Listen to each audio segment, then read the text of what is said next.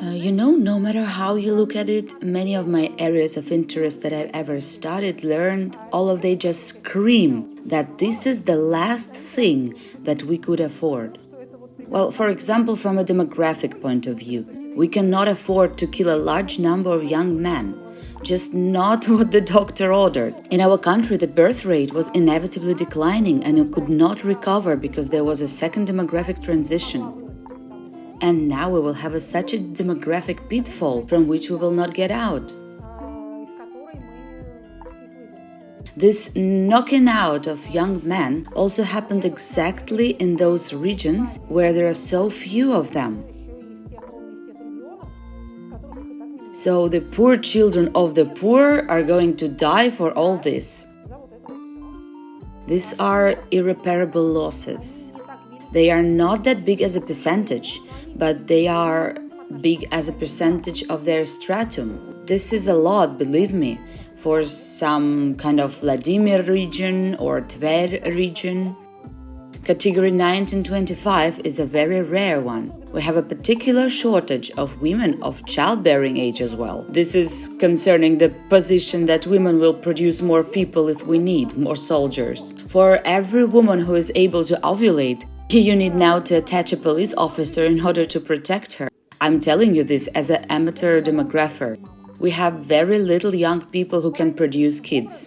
Strikingly, decisions are made based on some alternative reality. I'm not even talking about the beliefs, civilizational norms, and so on. Even concerning some simple things, how many people we have, how many of them have two legs, which of them are able to move independently, how many resources we have, let's say managerial, law enforcement resources, and what kind of transport connection we have within the country, how regions are able to communicate with each other, what are our economic opportunities there, how successful is import substitution, all these tangible practical things. Each one of these variables screams, we can't just afford it.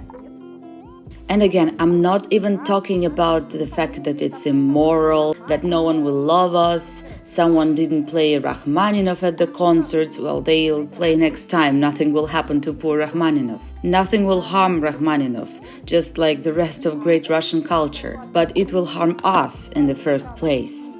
But once again, I repeat, one of the strange moments, precisely from the point of view of the regime and dynamics of the regime, is that usually political regimes allow themselves such suicidal things, suicidal actions, at a different stage of their existence and with a completely different democratic picture of the society. Well, if we talk about Hitler, then his regime was, on the contrary, supported by the people, mainly by the youth. It was a growing economy, recovery growth after a strong failure, demographic growth after a demographic stagnation. A lot of young people, a lot of social energy, well, maybe some negative energy though, but a tangible, attractive picture of the future, and there were columns of soldiers marching towards this bright future.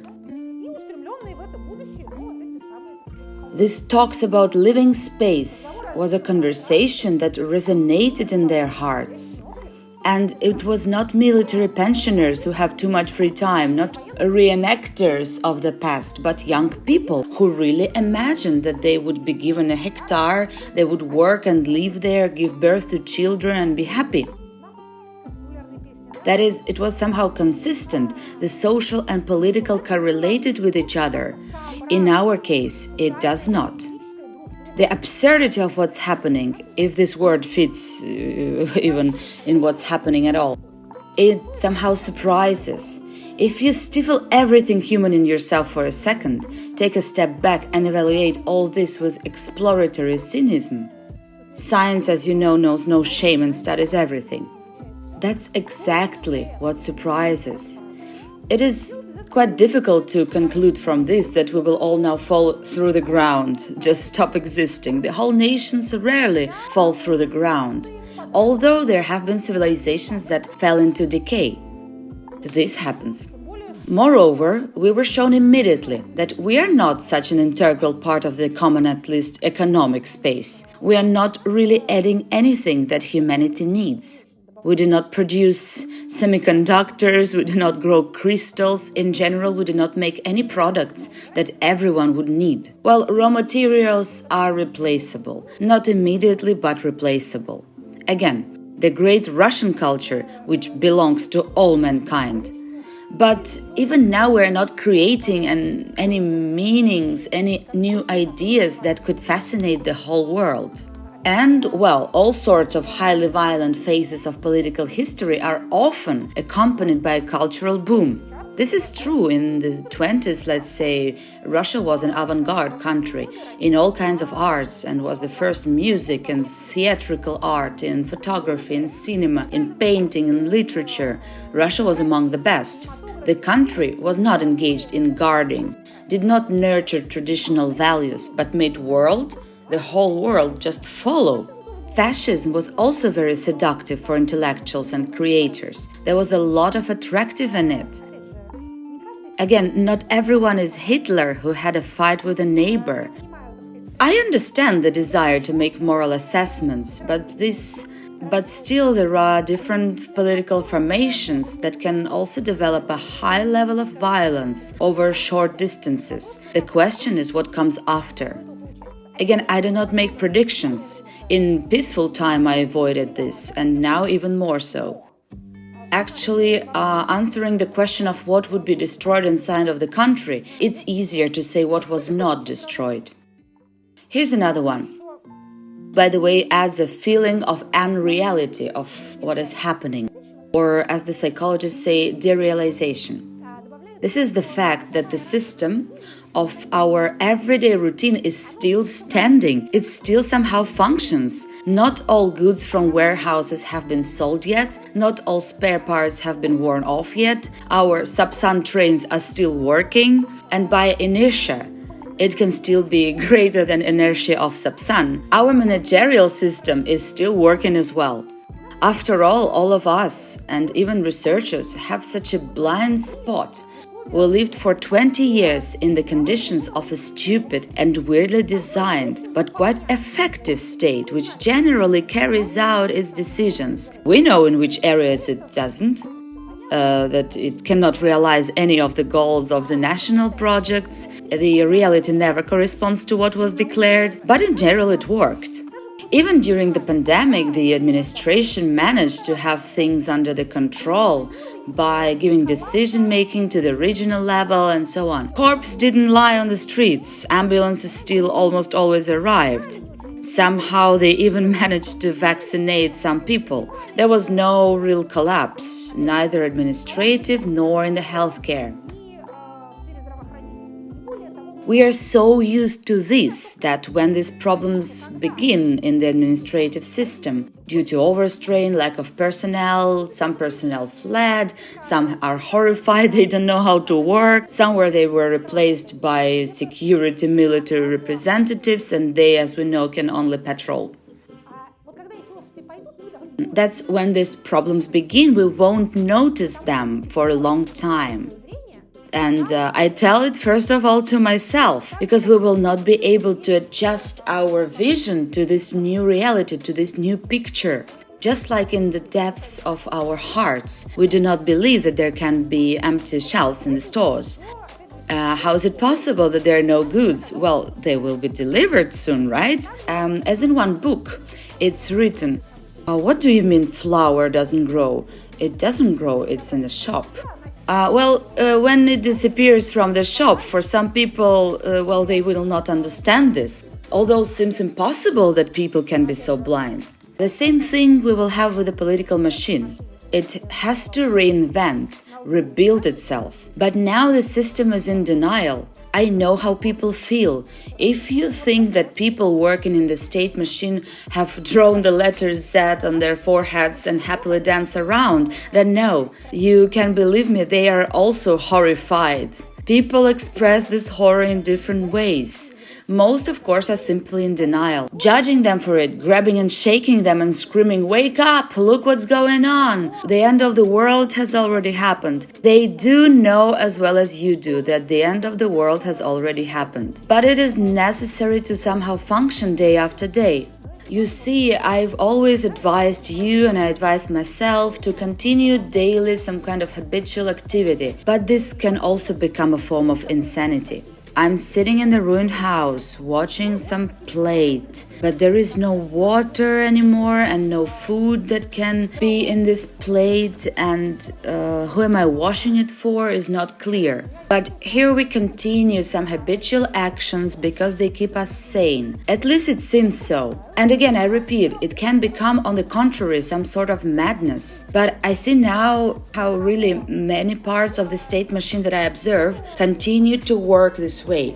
Here we are working, and what are you working for? For whom? Well, what can we do? You can't judge people. These are my own recommendations in a way. In general, those who have enough brevity to look at it, they will see a lot of interesting things happening.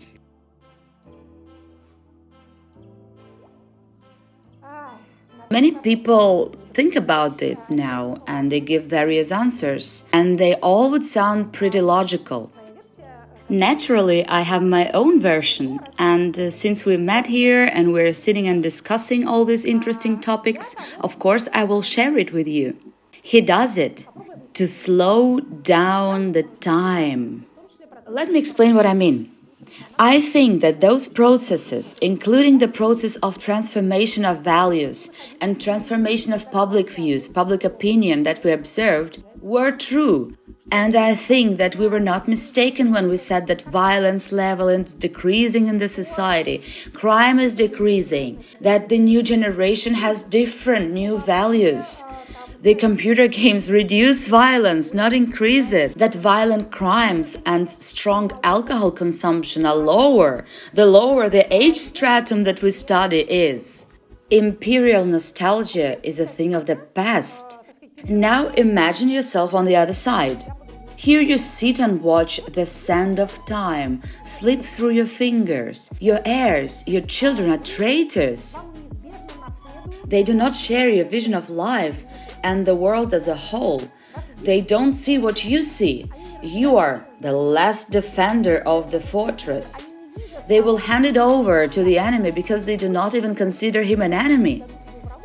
And no matter how much you try to convince them, they still do not think the way you do.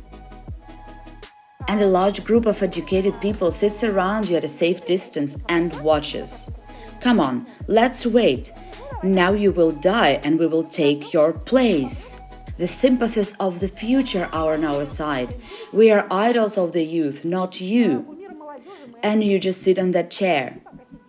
We will not take the Kremlin by storm, we will just wait.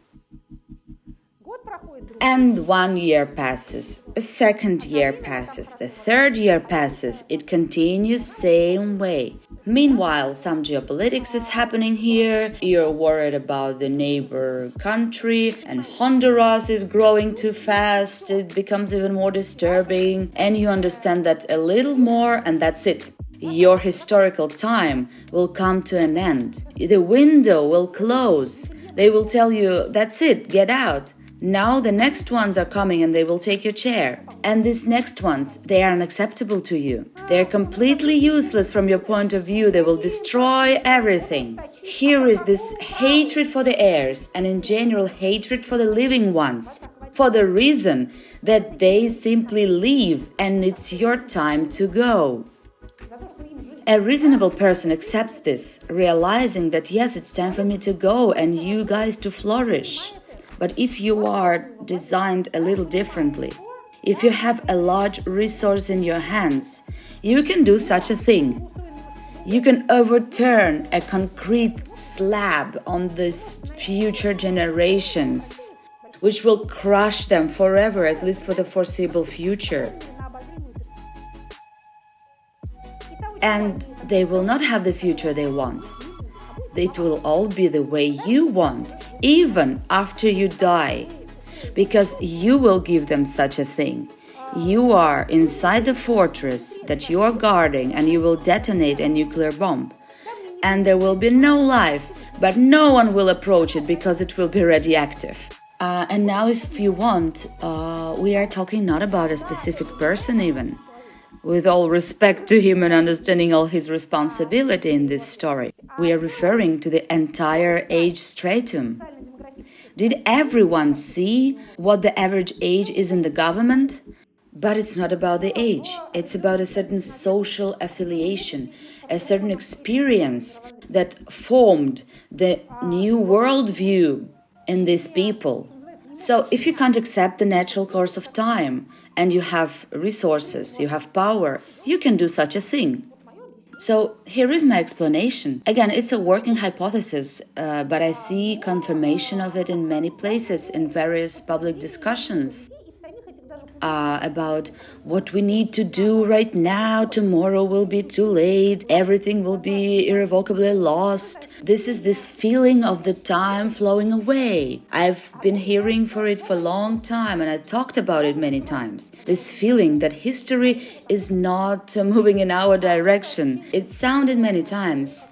This disgust for tomorrow because it's not the right thing. It also, we heard it.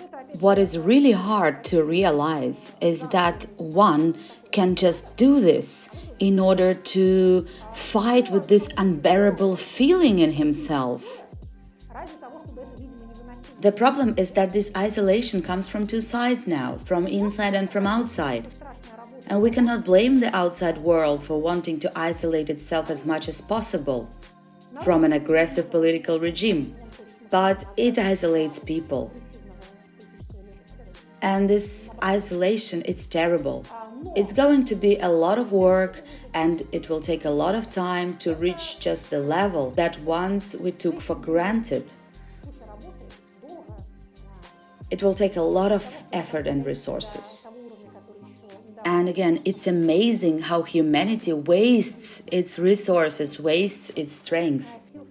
That's what is very sad and embarrassing.